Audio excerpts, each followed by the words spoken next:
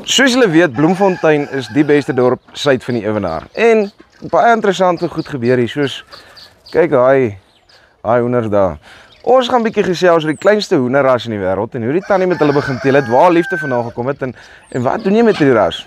Eintlik dis vir my vrek interessant. Ek geniet dit kwaai. Kom ons gaan luister 'n bietjie in. Middag Tannie, hoe gaan dit met Tannie? Middag. Baie dankie vir die geleentheid. Nee, dankie vir Tannie dat ons hier kan wees. So kom ons praat bietjie. Kom ons begin by die ras. Vertel my bietjie meer van die ras. Tannie het gesê hulle word omtrent net 500 gram groot. Dis 'n klein poener. Ja. Daar's 'n oom in Amerika. Hy's nou 88. Oom Jerry. Hy het die hoendertjies oorspronklik ingevoer en toe het hy hulle begin teel en nou is dit 'n gevestigde ras. Die haantjies se gewigte mag nie oor 500 wees nie. Die enetjie op die tafel se naam is Bixie. Bixie is die huidige Suid-Afrikaanse kampioen tabletop. Hy weeg 380 gram. Sy hennetjie se naam is Kannie-dood. Kannie-dood weeg so 340 gram. So Hy is nou Bixie en hy is nou Bixie en hy is ook Kannie-dood. Ja. Okay. Bucks, hulle kom in gladde vere, hulle kom in frizzelveertjies en dan kom hulle in sulkie vere. Ek sal nou die sulkie haan ek vir julle uithaal en dan kom hulle in booted. As jy mooi kyk, hulle het vere aan hulle voetjies. O, ek sien nou daar onder, ja. Nou huidiglik is daar net 2 booteds in Suid-Afrika en van die sulkies, Johan as jy dalk vir my die sulkie haan kan uithaal. Die sulkies is daar net 7 in Suid-Afrika. Die frizzeltjies het ons nou 'n bietjie meer. Maar die meeste is nou maar die gladde veertjies. As hulle geskou word in Amerika, moet hulle so op 'n tafel skou. Hulle word afgerig. As jy hande klap, moet hulle vlekkies waai. As jy fluit, moet hulle kraai. En as jy, dis so, ek kan nie eens die geluid maak nie. My kleinkind moes eintlik saamgekom het. Dan moet hulle nou loop op die tafel. Dit is hoe dit gedoen word daar. Ons doen dit nou nog nie so nie. Ons skou hulle nou maar by Saspou in hokkies en dan ons het nou hierdie jaar vir die eerste keer by Saspou se Suid-Afrikaanse kampioenskap toe ons nou tabletop met hulle geskou. So kom ons praat 'n bietjie oor die tabletop skou. Wat behels dit alles? Tannie het nou genoem van die fluit en dan moet hulle goeders doen. Hoe werk dit? Hoe lei jy nou hierdie hoendertjie op om op die einde van die dag? Leer hulle. As jy hulle net begin op die tafel sit, dan klim hulle af. So dit vat 'n rukkie om hulle nou te leer dat as hulle op die tafel is, moet hulle nie afstaan nie.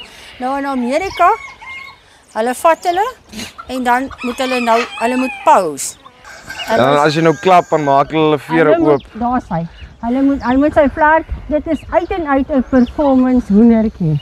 So hulle kry punte vir hulle performance, maar hulle het ook hulle rasstandaard soos hulle moet klein wees. Hulle kammetjies moet klein wees. Bixie se kammetjie is bietjie groot op die stadium, maar hy is nou al 'n ouer haantjie. En dan 'n groot ding is, hulle moet regop wees. Hulle moet nie vooroorval nie. Wat ons, as jy nou mooi na hom kyk, hy is baie mooi reg op die haantjie. Sy 2 lang stertvere is uit want hy verveer. Hy moet 'n lang puntels hê. 'n puntels is hulle karakter. As hulle dit nie het nie, dan word hulle gediskwalifiseer. So dit is maar soos enige ras in die land, as ons nou vat skaap en bees, hy het maar sy standaarde waaraan hy moet voldoen om op die einde van die dag te kan geklassifiseer word as deel van die ras. So Tannie is nou al 'n rukkie betrokke by hierdie ras en ek wil eintlik bietjie weet, waar het Tannie begin? Waar het Tannie se liefde vir hierdie ras vandaan gekom? My oudste dogter het my eendag die foto gewys. En toe sê ek vir nee, maar hy is nie in Suid-Afrika nie. En weet jy, op 'n veiling, toe kom daar, ek dink dit was 3 haantjies en 9 hennetjies.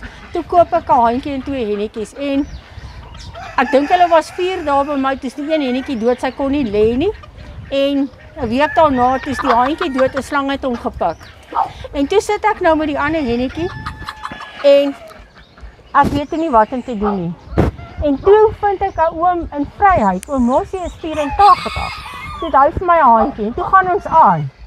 En toe so het ons nou maar uitgevind, nee maar okay, hier's nog 'n paar mense en dit. En ja, dit ons nou verskillende lyne.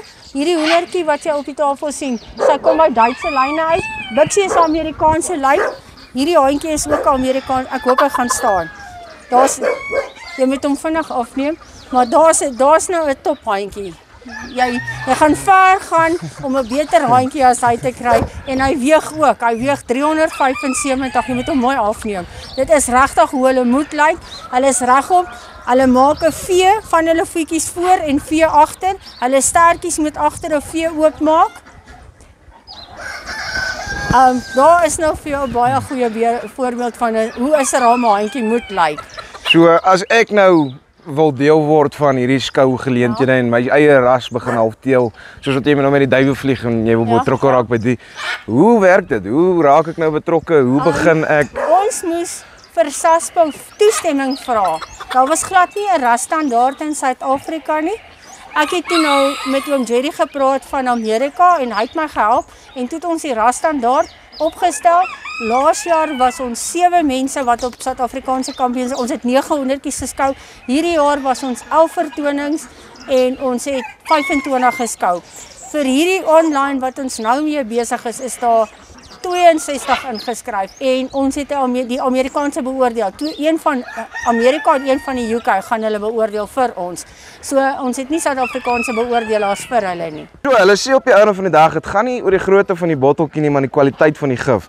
En hier's 'n hoender wat pronk soos 'n pou en die houding het van die beste ding Suid van Ewenaar. So as jy bietjie meer wil uitvind, gaan hier onder, gaan kontak die tannie en word betrokke en kyk wat kan jy doen raak in die kleinste hoenderras in die wêreld. Dis vir ons Spice oor en uit.